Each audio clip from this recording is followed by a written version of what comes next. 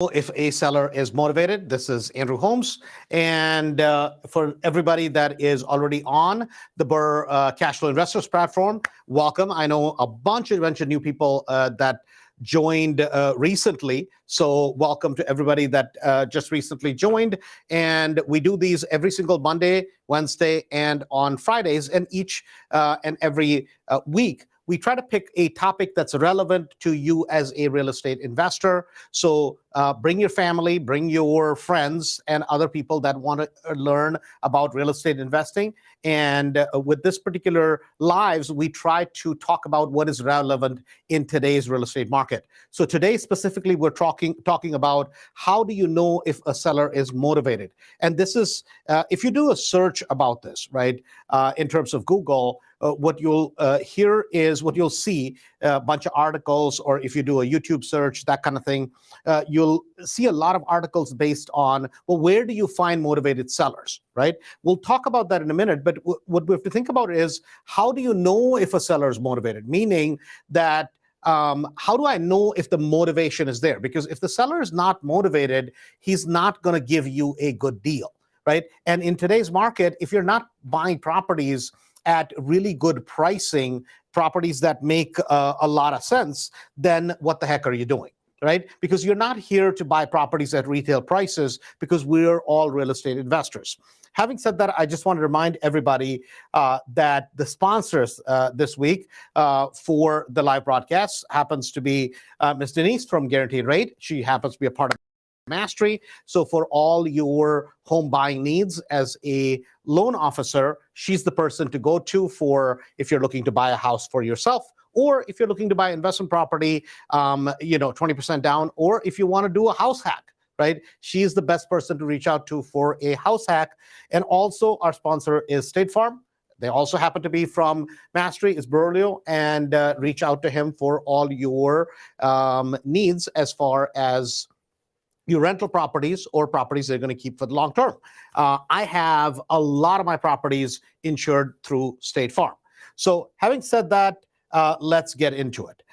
As we talk about seller motivation, right, what we have to think about is, first we'll talk about where are the places you find motivation, and then we'll talk about motivation itself. Because the places where you find motivation is a little bit different than actually finding the root cause. Because if you can't get to the root cause of the seller's motivation, meaning why they're selling the property, right, this becomes very difficult. And this is very normal that there are two types of people. There are people who are very introverted or people who are extroverts, right? I am a introvert. Most people will never realize that I'm an introvert. Most people think I'm an extrovert, right? I can force myself to switch to be an extrovert, but generally, unless I know you, I really don't want to talk to you. It's not that I'm trying to be rude to you or I think I'm any better than you, but I have a hard time unless I have something in common to relate to you. The reason I say that is for this reason, that a lot of times what happens is for people who are extroverts, it's very easy, right? Because they'll tell the word Yahoo, what do I do for a living? They'll tell everybody. Right? That's just how they are.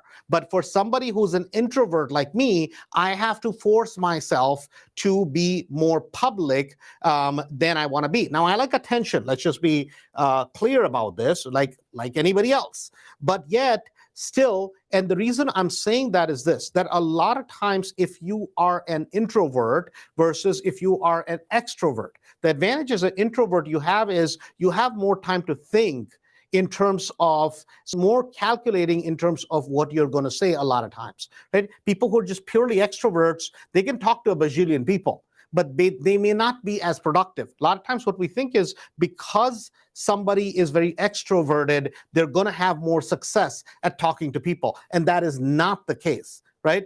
If you look at in general sales, generally a lot of times people think is that, well, I have to be very extroverted to be really good at sales. You don't. You just have to learn how to take what you have or what you don't, and then become the best at it. There are extroverts who are phenomenal salespeople, and there are introverts that are phenomenal salespeople. Now, salespeople is a term that a lot of people don't like. I don't I never wanted to hear that I was a salesperson. Well, if you're selling real estate, what are you, right? Because a lot of times a great doctor, right, that's going to tell you, hey, you need to be in good shape, you need to lose weight, you need to do XYZ, is what? They're selling you having better health. A great teacher, right? A great coach.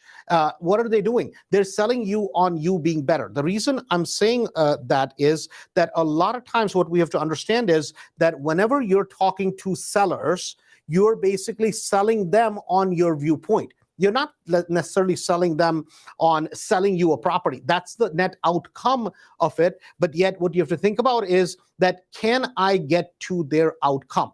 And then there are going to be a couple of different types of people. So let's first look at where is this motivation coming from? And when we talk about motivated leads, we have to understand where are the leads. And there's this misbelief that, oh my God, I have to do XYZ. That's the only way I can succeed. If I don't do this, then I'm not going to make it. Some people say, well, if you're not working pre-foreclosures, you're never going to make the kind of money. That's the real secret. Well, if you're not doing tax liens, then that's where the real money. If you're not doing probates, or if you're not doing, guys, listen, there are a lot of different ways of finding motivated leads. Now, guess what? It will change with the market that you're in, right? Meaning at some points in history, it was better to go after short sales. It was better to go after pre-foreclosures. Why? Because there were a lot of leads in that particular category, right? Or at other times, it's better to go after certain other lead sources because there are more of those lead sources. But there are certain lead sources that are good throughout. It just depends what you become good at. Some people choose to basically work probates. Now, I don't know during Corona clearly more people died during Corona, of course, right? But in general, the number of probates, the number of people that die year over year that have properties and that are going to pass on properties to their kids, right? In general, it's not going to jump drastically. It may go up slightly, go down, go up slightly. Those are the normal, right? Birth rate versus death rate, those kind of things that happen. So if you think about probates, it's generally going to trend to a certain percentage of the population. Now, obviously, if you're in a place like Arizona, if you're in a place like Florida, if you're in certain states, obviously you're going to have a larger, older population. So your death percentage rate may be a little bit different, right? So if I'm working probates in the Florida market, maybe I'll pay more attention to that rather than in some other markets. That doesn't mean there are no deals in that market, right? Because if you think about that one lead source, we're talking about probates in this particular case, right? These are sellers that are generally going to be motivated. But the problem is this: whenever we just think about, if we're real estate investors and you say, okay, what is the lead source that I'm going to go after, right? So let's look at some of those places, right? Some of the places that you're going to look at, that you're going to go after, is you're going to have to think about, is this a life-changing situation, right? Is the person going through a life-changing situation? Now, think about this, right? When we think about some of the modern ways of where people find deals or what is really hot today, right? You're going to have SEO. Right? You're going to have SEO, meaning basically people are searching sell my house fast kind of stuff, right? So there's a lot of leads that come through SEO. The problem with those leads is that they need to be sorted really quick, meaning you got to get to them right away. It's like agents who buy Zillow leads. If they're buying Zillow leads, what they're trying to get to is there real motivation, or is somebody just basically sitting on their toilet and kind of, buzzing through Zillow and basically just reaching out to agents that maybe someday I'm going to buy a house when I win the lottery, right? That's very different. So what we have to think about always is that, is there a life-changing situation? And whenever I'm talking to the person, if you've gotten the lead because it was an inbound call because you did let's say a marketing piece, or if it was a cold call that you did, or if it was a SEO, meaning somebody filled out on one of your landing pages, somebody filled out a lead card, and then you got that particular lead. It depends on what the lead source is. And unless you can get to the motivation of the person, right? You're not going to be able to buy these properties. You're going to go running out. Like, I'll give you an example. When we're running TV ads, on TV ads, a lot of people that will call a lot of the times, maybe people who are pretty motivated, but they may not be in areas that I want to go after, right? And this is going to depend on where the particular property is located. In certain price ranges, I don't even want to go after. And sometimes people are not going to disclose their motivation. So there are two trains of thought with this, right? Whenever we're talking about finding motivated sellers. Now, one train of thought says, hey, listen, if you get a lead, boom, you're going to go out and see them. Now, if you're in a small geography, you're doing marketing in a small geography, guess what?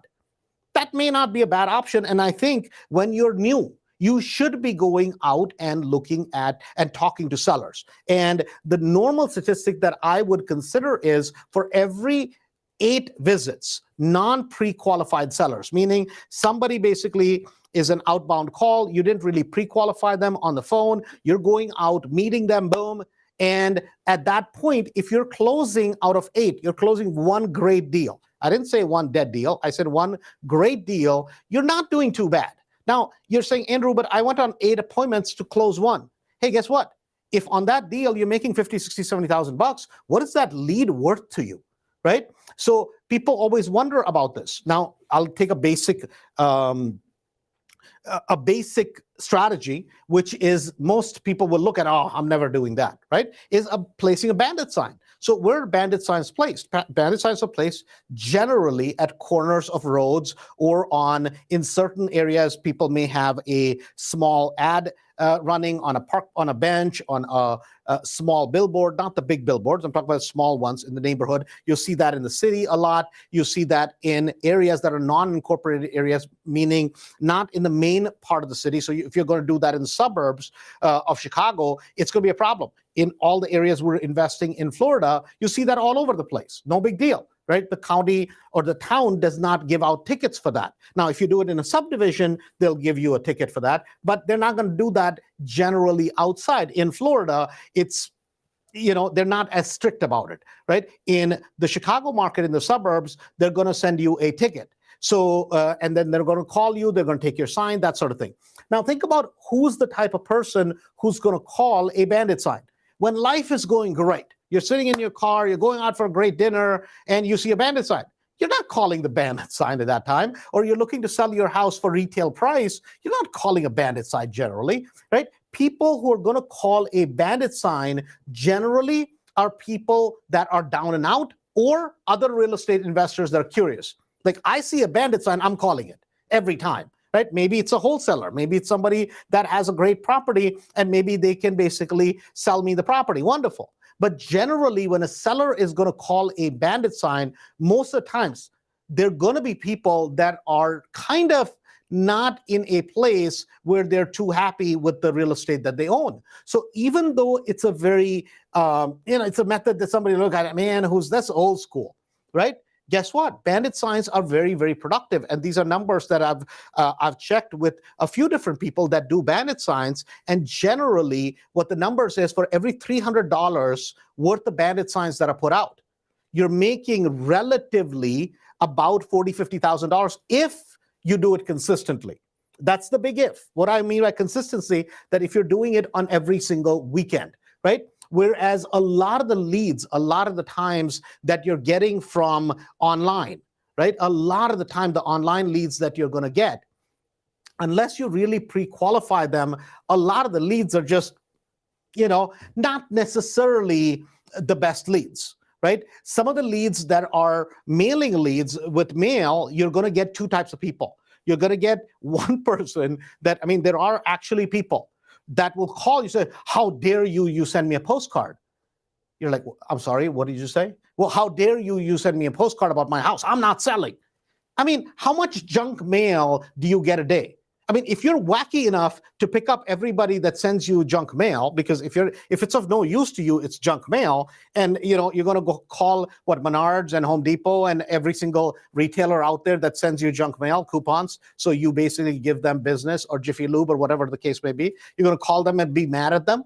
But there are people that are wacky enough that'll call you on your thing. Oh my God, I can't believe you're, taking my personal information. This is not personal information, God, for God's sake. Your property somehow in some way showed up on a list, right? It's public record.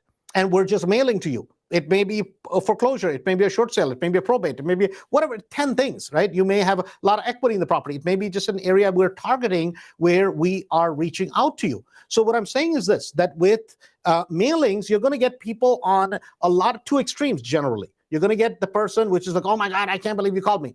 And then you're going to get a person who is wanting to sell, right? Otherwise, people are not going to call you. Now, sometimes it's going to be a looky-loos kind of thing, but you'll get people who basically want to sell the property in some way, shape, or form. Now, sometimes they've just been thinking about it. Sometimes they're going to talk to an agent. So you have to get to their motivation. Is the motivation based on a life-changing circumstance? Meaning, is it somebody passed away? It's a divorce. It's a this. It's a that. They're too old for the property. Do they want to downsize? Right? That's another one of the circumstances that people run into. And some of those properties are phenomenally good properties when people need to downsize. The other one is going to be has the property been sitting on the MLS? Right? So I used to call as a real estate agent when I was selling properties at the time when I had my license all these years. I would call expired listings and canceled listings. Every single day, I had a certain area, certain geography where I would download all the expired and canceled listings. I would run them through a service which is called Land Voice or something like that, RedX, I think now it's called. And they would give me the potential phone numbers for homeowners. And I would just call them in terms of relisting their property as a new listing agent, right? And I was just doing cold calls every single day, right? And that's what I would do. So at that time, I was looking for motivation. Do they want to sell? And at the time, I didn't have a lot of different scripts. What am I going to do different from the agent before? I'm going to reduce the price, but I can't say that to them that I'm going to just reduce the price. So the call would go something like ring, ring, ring, right? They'll pick up the phone. I'm like, hi, this is blah, blah, blah. This is Andrew from Remax. The time I was with Remax. Hey, this is Andrew from Remax. I'm wondering if you still want to get your home sold, right? What are they going to say? Well, no, generally, they're not going to say, no, I don't want to sell my house. So, well, no, I had it listed and, now I'm not going to sell it. And I'm not sure so initially, you've called them at a time where they may be doing 50 things. I get calls all the time from loan officers, from different things, marketing to us. Right? How pleasant are we to them? Most of the times I'm irritated because they're calling me in the middle of something, right? I'm not just sitting there expecting this call. It's the same thing would happen to me when I would call these sellers. And what I'm trying to do at that point is trying to get to their motivation. Meaning, is this person really wanting to sell, or are they going to reprice their property at an obnoxious price where there's nothing I could do anything about? So whenever they would go, well, no, I'm not really looking to sell. So then I would follow up, because they basically shut me out. They're looking to hang up the phone on me at that second, right? Now what I have to do is I have to ask another open leading question. So I'm like, let me ask you a question. If I had a buyer that had cash or that was extremely well qualified, would you still accept an offer? Now what have I done, right? What did I say? I can't lie to them. I can't say, well, I have a buyer. If I'm saying I have a buyer, now I'm lying to them and being fictitious. So what I did is I'm basically opening with a scenario which is called an if, right? If I had a buyer that has the cash or is extremely well qualified, would you still accept an offer? I didn't say, would you sell your home? I just said, so now I basically pulled back a little bit and I said, would you still accept an offer? Now, I have laid out the question in a manner where it's very hard for somebody, unless they just were going to move to Dallas, let's say, and their transfer got canceled. Then they'll say, well, no, I was going to move to Dallas. I was going to move, blah, blah, blah. And, my company basically the offer got rescinded at this point. Well, great. Then they're not moving anyway. There's no reason for me to talk to them. But generally, what people would go is, well, yeah, if you had a buyer, well, will they pay cash, or are they qualified, or have they seen my house? These are the normal questions people are going to ask. Or say, well, do you have a buyer? I'm like, oh my God. And this would happen all the time, right? Oh my God. If I told you I had a buyer for your particular property, I wouldn't be telling the truth. And I would like literally act like, see, whatever expressions you have, even though on the phone, people can't see you. We can hear the tonality. We can hear how the person is expressing themselves, right? And so I'm not going to basically read a script. If you can tell, I've done this a few thousand times. So I'd say, oh my God. Then I'd stop. I took a breath. If I told you I had a buyer exactly for your house, that wouldn't be the truth. I would expect that if you're going to work with a good agent, that they tell you the truth. Would that be correct? What are they going to say? I just reframed it as a yes and no question, and I gave them the option. Well, yeah, you don't want somebody lying to you, right? So they're going to say, yeah, that's correct. I want somebody to tell me the truth. Great. Would you be offended? Now, watch what I'm doing. What I'm doing is I'm opening the door. Would you be offended? So that's a term that I'm using where I'm going like, hey, would you be offended if I just came out and took a look at your property? Now, at this point, I haven't found out their motivation, right? So I don't know if the seller is motivated yet or not. I'm going to go to that next. So generally, when I ask a question, well, would you be offended? Right? If you ask that question to even with somebody where you're going to drop them bad news, what you're doing is you're getting them ready. And then generally going to say, no, I'm not going to be offended. Great. So the conversation would go something like, well, let me ask you something, right? I know you're not selling the house right now. They're like, yeah, we're not selling the house right now. Great. No problem. Let me ask you something. If you had a buyer that had cash, right? Or if I had a buyer that was well qualified, would you still accept an offer? Well, if you had a buyer, blah, blah, blah, they would go on and on, right? The more they speak, the better off I am, right? And this is where my time is to shut up and just listen, right? And so then at some point when they say, well, if you had a buyer, blah, blah, yeah, sure, I would sell it. I'm not going to give the house away. Great, no problem. You want to sell the property. So then I would rephrase it. You want to sell the property for a fair price and in a reasonable time. I said, well, yeah, I'm not going to give it away, but yeah, fair price. I'm saying fair. I didn't say you're going to sell or give the house away. Great. So then I'm like, well, and sometimes when they would say, well, do you have a buyer? I'm going to go back with, well, I don't want to promise you something without taking a look at the property. Would you be offended if I stopped by and took a look at your property? They're like, well, do you know? Why don't you just bring your buyer? I'm like, oh my God, that's a great question. That's exactly why I want to come take a look at the property, because as soon as I've seen the property, now I know which of my buyers fit your particular property. Don't you want qualified people walking through your property rather than people that are just going to walk through and never buy the property? So what did I do? I took their question, I turned it around, and I said, great question, because what they're doing is they don't want to let me in the door. I'm trying to get in the door. And my goal used to be when I was new at this and I was scared, and I used to be so scared of calling people. Literally, I would have to write my own name down on a piece of paper because I would forget, right? Early on. And then when I became good at it, even if they hung up, right? What I would do is if they hung up today, I would put them in a hang up pile. I put them in the side. Then next day when I'm starting to call, those are the first people I would call. And I'd call them, and the first thing, even as soon as they said hello, like, I'm so sorry. This is what I would say. And they're like, who is this? Oh, this is Andrew from Remax. Yesterday I called you, and I think I made you mad. I just wanted to call you and apologize. And they're like, now, who's this again? Oh, this is Andrew from Remax. I had reached you because your property had come up as canceled listing. I'm wondering if I have a buyer that can pay cash or is well qualified, would you still like to sell the home? What did I do, right? I started with basically apologize. See, most people, they hang up, right? They're not going to call you and apologize next day. Now, and most people are nice people, right? Most people are like, well, I was in the middle of something, blah, blah. I'm like, I just wanted to make sure I wasn't rude. Maybe I said something that I offended you. But, my name is Andrew again, and let me know if I can be of help. And a lot of times I would call them a second and third time to follow up, because the third time I'd call them and go, I just wanted to apologize. I want to make sure you're not still mad. This was the opening statement. And they're like, mad about what?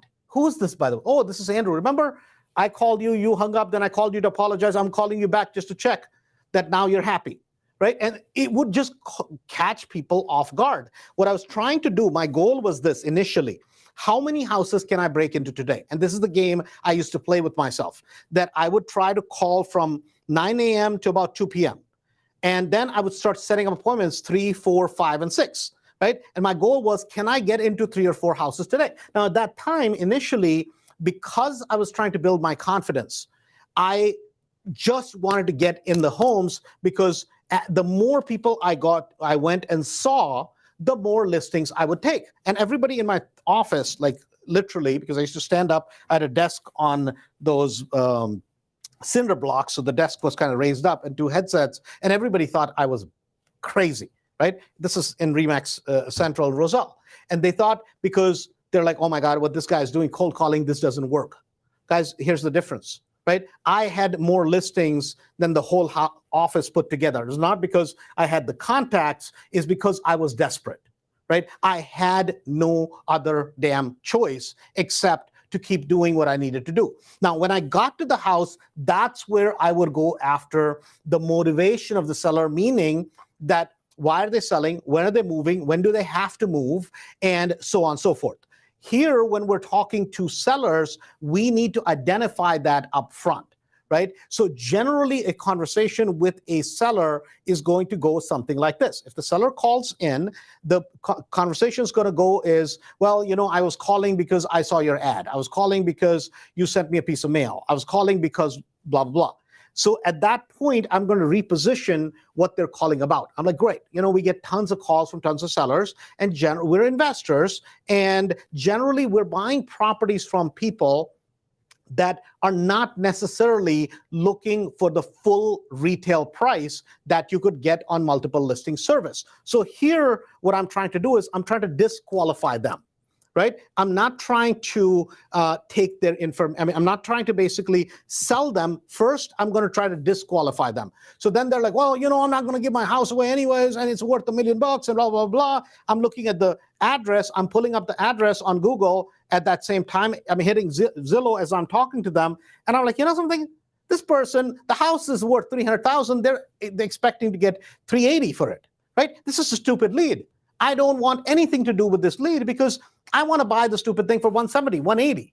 So if that's the case, generally, I'm going to blow them out.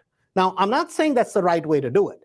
Now, another way of doing it is that you can talk to them, and at that time, they may be very obnoxious in terms of the price, and later they may become much more motivated, or they may not give you the motivation up front, right? And you can follow up on them 2 weeks later, 4 weeks later, whatever you want to do. But generally today, I want to get to the bottom line, which is that is there a reason of selling? So number 1 is a life-changing situation. Number 2 is, are they downsizing? Number 3 is, was the property listed, right? Number 4 is going to be, sometimes the owners are straightforward and they'll just tell you that, hey, guess what? This is the problem with the property, blah, blah, blah, and this is why I'm going to sell. Great. Those are easiest people to deal with. Or is it an absentee owner or a vacant property, right? Because a lot of times they may not even live here, and they're like, well, no, I'm in Ohio and I really don't make it up to Chicago, and I've had it as a rental property, or we used to live there, and blah, blah, blah. Right? So what I'm trying to get to is, at that point, is the seller motivated? Now, I know if it's a probate property, right? If it's a probate property, I know the seller's motivated because they have to sell the property. So either they're going to list the property with a real estate agent, or they're going to sell it to an investor like me, right? I mean, that's just that simple. Now, for other people, I'm going to have to figure out what is the motivation. If the motivation is not there, then I'm going to have to build the motivation. So example would be is a pre-foreclosure call, or a person that is in short sale, right? So for a pre-foreclosure call, or if I'm going to go see them face-to-face, right? And it's a pre-foreclosure, meaning the property is going to basically go to auction in 6 months, or it just got into foreclosure, right? So they just got their first notice, and let's say I'm going to go look at the property. Well, there's a little bit of disrepair. At that point, the people may not want to talk to you, right? So the way I'm going to phrase it is going to be something like this. It's going to go like, hey, knock, knock. I'm going to go knock on their door, and I'm always going to stand about 6, 8, 10 feet. I'm not going to stand right at the door, right? I don't know if a dog is coming out or whatever it is. Not that I'm not scared of that dog, but just you want to give people a distance a little bit, right? So I'm going to stand a little bit farther away. And what I'm going to say is, hey, I'm so sorry. I'm not sure if I'm even at the right address, right? But, I work for Pinnacle, and I just use the name of a company. It sounds more official. I mean, it's my company, but just you get what I'm saying.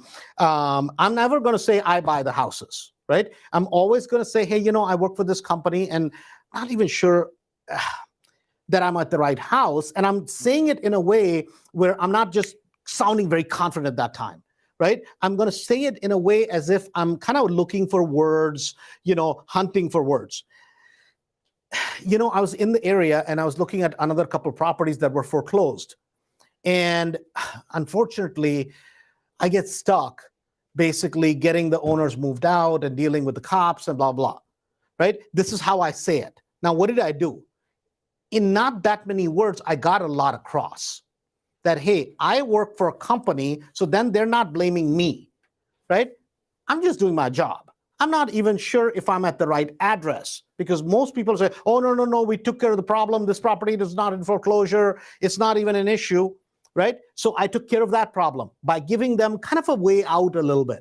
I say, I just stopped by because I was at one of the properties that this company I work for, they bought, and it's a foreclosure property. Now, they know their property's in foreclosure. It's not like they don't know, right? They know. I'm mentioning another property. I'm not confronting them about their property.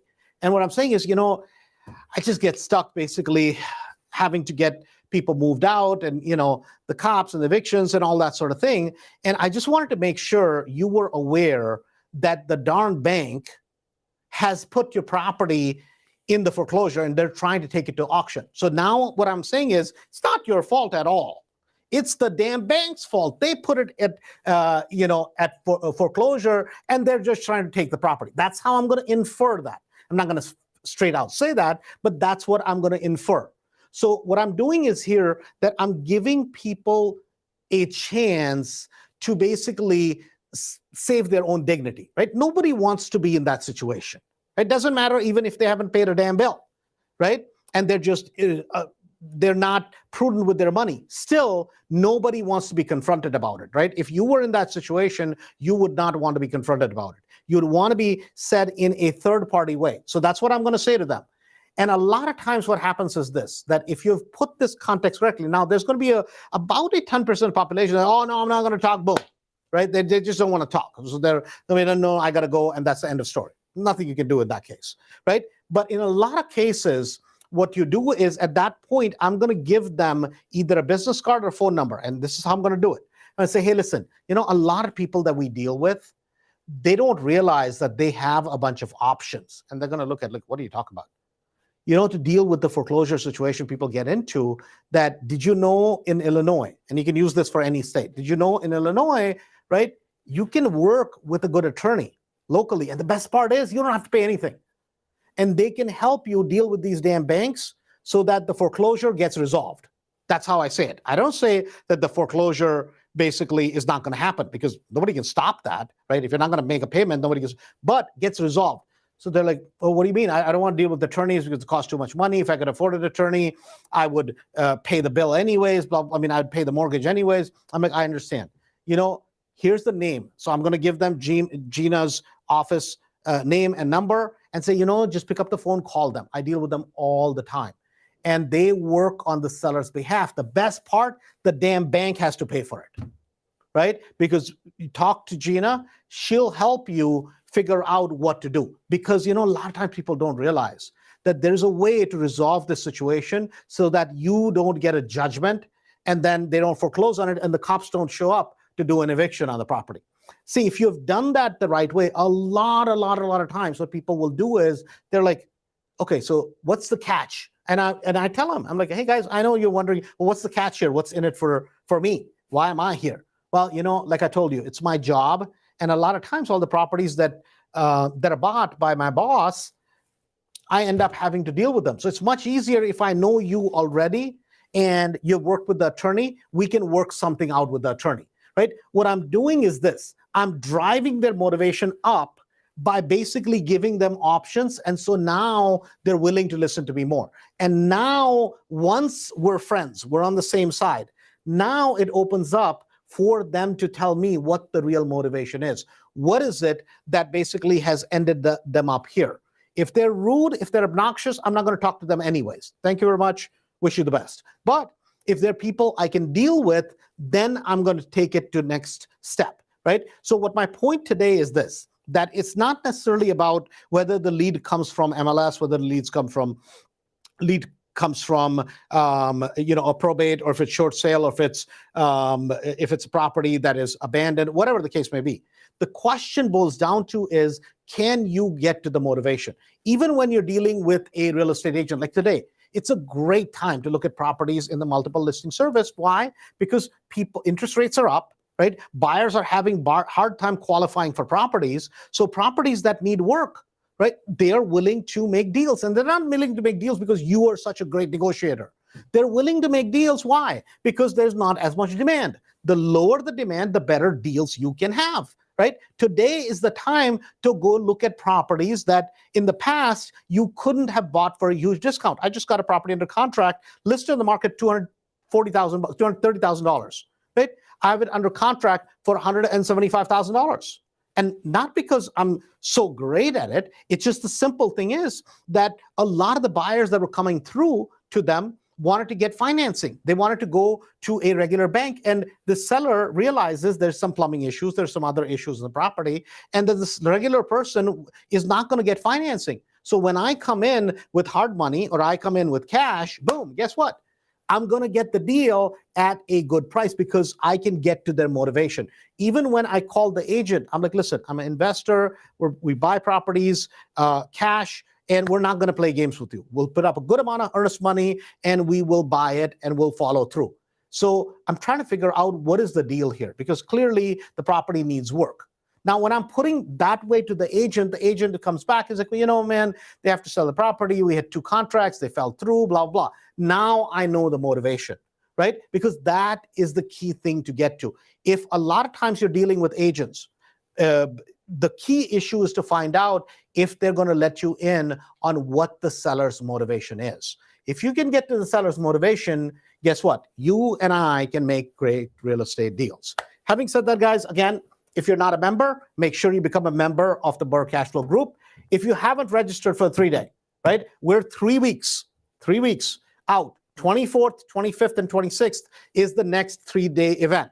Guys, now is the time, right? Like last 3 or 4 months, I have about 20, 25 projects going as we speak. We're buttoning down and we're buying more properties than ever before. And you'll see the cash flow numbers, you'll see the numbers on those at the 3-day as to how profitable they really are. Guys, now's the time. You register at andrewholmesevents.com. Sign up. If you're going to bring a friend or a spouse with you, you're more than welcome to do that. But when you register at andrewholmesevents.com, just make sure when you get your ticket that you have an additional spouse that's going to register with you. Let us know so we can make that complimentary ticket available to you. Again, we'll talk to you on Wednesday. Thanks a bunch and have a good day.